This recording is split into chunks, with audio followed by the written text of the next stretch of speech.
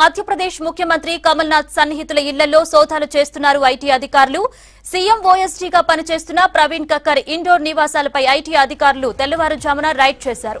కక్కర్ నివాసంతో పాటు బోగుగాల్, ఇండోర్, గోవాతో పాటు ఢిల్లీలోని 35 ప్రాంతాల్లోనూ సోదాలు జరుగుతున్నాయి. దాదాపు 300 మంది ఐటీ అధికారులు సోదాలు జరుపుతున్నట్లు తెలుస్తోంది. కమల్నాథ్ సలహాదారు రాజేంద్ర కుమార్ కు చెందిన ఢిల్లీలోని ఇంట్లోనూ ఐటీ సోదాలు జరుగుతున్నాయి. గ్రీన్ పార్క్ లోని సీఎం మరో సన్నిహితుడు మిగ్లానీ నివాసంలోనూ తనిఖీలు జరుగుతున్నాయి.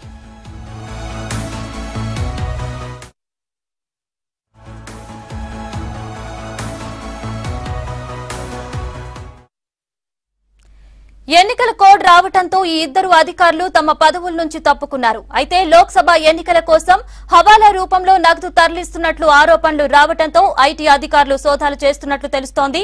ఈ దాడుల్లో భారీగా నగదు పట్టుబడినట్లు సమాచారం. సీఎం వ్యక్తిగత అధికారులపై ఐటీ దాడులు జరగడం మధ్యప్రదేశ్ లో కలకలం రేపుతోంది. విపక్ష నేతలను బీజేపీ టార్గెట్ చేస్తుందని కాంగ్రెస్ నేతలు ఆగ్రహం వ్యక్తం చేస్తున్నారు.